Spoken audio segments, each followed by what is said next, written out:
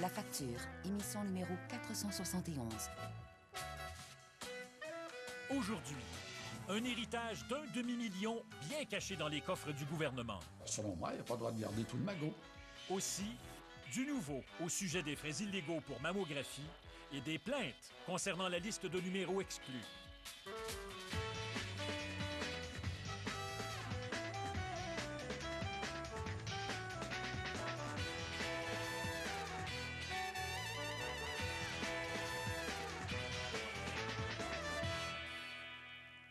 Bonsoir, bienvenue à l'émission. Je suis très heureux de vous retrouver pour cette 16e saison de La Facture. Quand vous devez de l'argent au gouvernement, vous le savez comme moi, ça ne traîne pas, il vient le chercher rapidement. Mais dans l'histoire qui suit, c'est le gouvernement qui doit de l'argent, une très grosse somme, à une famille. En fait, Revenu Québec et le curateur public doivent cet argent depuis plus de 30 ans et refusent de le remettre à ceux à qui il appartient. Il aura fallu plus de 10 ans de démarches juridiques pour que ça bouge enfin.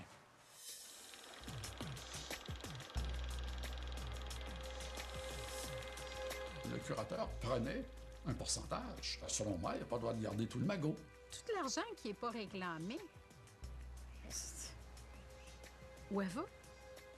Puis l'intérêt qu'ils font avec l'argent non réclamé. Le curateur public n'a aucun avantage à rechercher les héritiers parce que l'argent va au gouvernement du Québec. Puis le curateur public, c'est un prolongement du gouvernement. Revenu Québec est le gardien des biens non réclamés, des sommes oubliées dans un compte de banque ou dans une société de placement. Cet argent appartient aux héritiers, mais le gouvernement agit comme si c'était le sien. Jean Bécotte en sait quelque chose. Le gouvernement retient toujours l'héritage de son grand-oncle Raymond Eudore Provencher, 46 ans après sa mort. C'est un homme, un courtier en valeurs mobilières, qui passait dans le temps dans les maisons pour vendre des actions, des obligations. Il est décédé en 64. Moi, je devais avoir à peu près peut-être 12 ans, 11 ans, 12 ans. Les héritiers, ce que j'ai compris après, c'était ses frères et sœurs. Et sa femme. Ce couple-là n'avait pas d'enfants.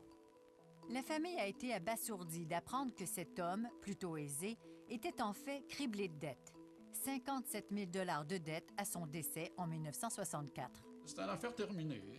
Raymond Provencher était mort, puis il laissait une succession déficitaire. Puis tout le monde avait signé comme quoi il n'acceptait pas la succession. Point final, c'était tout.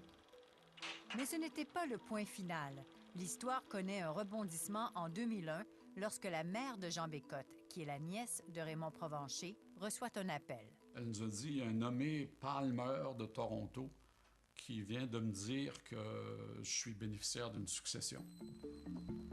Nous avons retrouvé James Palmer à Londres. Sa compagnie, Mondex, a son siège social à Toronto. Elle fouille dans les registres des provinces canadiennes et d'autres pays à la recherche de biens non réclamés. À la fin des années 90, James Palmer découvre dans le registre du Québec une succession non réclamée d'1 demi-million de dollars au nom de Raymond Provencher. Il retrace les héritiers. Ils étaient à la fois heureux et surpris de savoir qu'il y avait de l'argent, mais ils se demandaient aussi pourquoi le curateur public ne les avait jamais avisés. Tous les héritiers mandatent James Palmer pour qu'il récupère l'argent de la succession, moyennant une commission de 40 40 est-ce que ce n'est pas un peu gourmand? Ça fait maintenant 11 ans et nous avons dépensé près d'250 000 $ en frais juridiques et autres. Jean Bécotte assiste Mondex dans ses démarches. En passant par la loi d'accès à l'information, il obtient le dossier de son grand-oncle à la curatelle publique. J'ai essayé de remonter la filière. Je me suis aperçu que c'était le curateur public qui avait le dossier. Dossier que j'ai reçu, un dossier qui avait quoi, peut-être 1200 pages. Là. Il veut savoir comment la succession est devenue soudainement excédentaire. Le monsieur achetait des obligations ou des actions sous des noms d'emprunt, ce qui était possible à ce moment-là. Donc, en découvrant que les noms d'emprunt, ça correspondait à Provencher, là, à Raymond Eudore Provencher, ben, ils ont mis ça sur le tas aussi. Le curateur a aussi découvert que Raymond Provencher possédait des terrains. Il découvre qu'il y a des terrains, mettons, 2 ans après son décès. Les terrains sont mis en vente seulement 15 ans après. Avec la vente de ses terrains et de ses obligations, et compte tenu qu'il avait moins de dettes qu'on ne le croyait au départ, la succession de Raymond Provencher vaut plus de 100 000 $ en 1980. Investie pendant 30 ans par le curateur, elle vaut 467 607 $. Mais plus encore, en épluchant ce dossier, Jean Bécotte apprend que le curateur public a commis une faute grave. Mais au moins 3 reprises, des lettres de courrier interne disant d'un fonctionnaire à l'autre, cette succession-là devrait être donnée aux héritiers. Elle est solvable, il faudra avertir les héritiers. Ça reste lettre morte. En effet, dans un mémo interne daté du 26 janvier 1979, un responsable du dossier écrit qu'il est prêt à faire une distribution partielle, ce qui prouve qu'à cette date, il y a 31 ans, le curateur savait que la succession était excédentaire. Il n'a avisé personne, l'héritage n'a jamais été distribué. Moi, ça semble, en tout cas, être de la négligence, puis j'irais jusqu'à dire de la négligence crasse. En 1979, ils ont eu l'occasion de distribuer l'argent, mais ils ne l'ont pas fait. Ils avaient l'obligation morale et légale de le faire, mais ce n'a pas été fait. C'est ridicule. Puis, à notre arrivée dans le dossier, en 2001, nous avons présenté une réclamation. Ils n'ont toujours rien fait, malgré l'obligation légale et morale de payer les héritiers. En 2001, Revenu Québec a refusé de remettre l'argent aux héritiers en disant qu'il était trop tard. Ils ont dû poursuivre le gouvernement. Heureusement, il faut rarement se rendre jusque-là, mais ce n'est pas toujours facile de récupérer des sommes oubliées. Il y a aujourd'hui 200 millions de dollars non réclamés dans les coffres du gouvernement. Cet argent vient, entre autres, de comptes de banque restés inactifs pendant 3 ans. Revenu Québec a mis sur pied un site Web pour permettre de récupérer ces sommes oubliées. J'ai été sur le site, puis effectivement, le nom de mon père était là. Là, j'étais catastrophée, ça se peut pas. Lucie Gérin-Lajoie a ainsi découvert de l'argent laissé dans un compte à la Trust Banque Nationale. 3 000! Voyons donc! Comment oublier 3 000 $? Vraiment, là, j'étais vraiment... Puis je comprenais encore moins, parce que je me disais, ni Trust Banque Nationale, ni le gouvernement se serait donné la peine de téléphoner. Personne n'a rien fait pour nous rejoindre.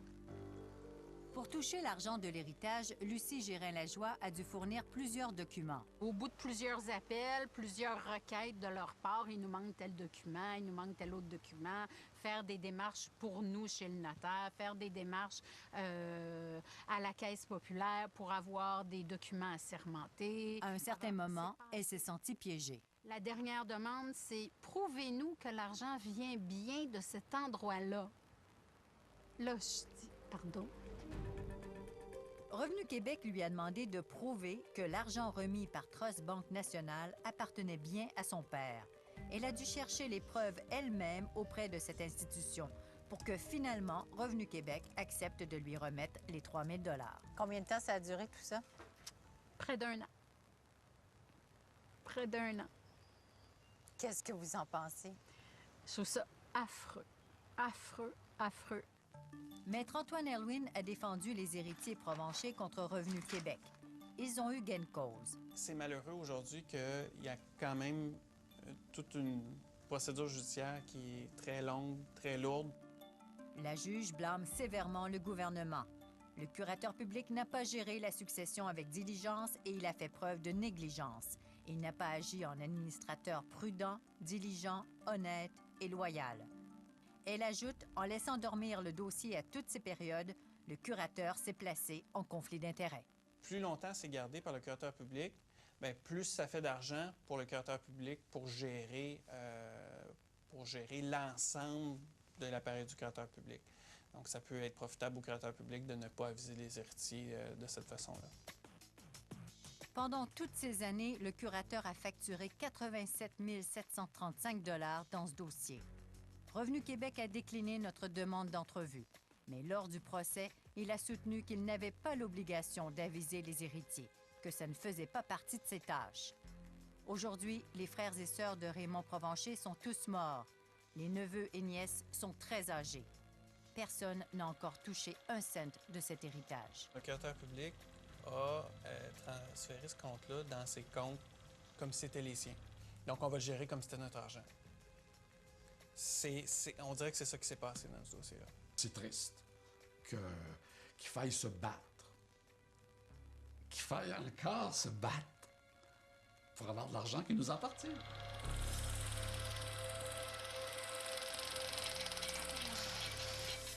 La juge a condamné le gouvernement à verser plus d'1 700 000 $ aux héritiers provenchés. De 15 à 20 personnes se partageront cette somme. Si le gouvernement avait remis plus rapidement l'argent à ceux à qui il revenait de droit, évidemment, la somme aurait été beaucoup moins élevée. Devinez maintenant, qui va payer pour cette incurie du gouvernement?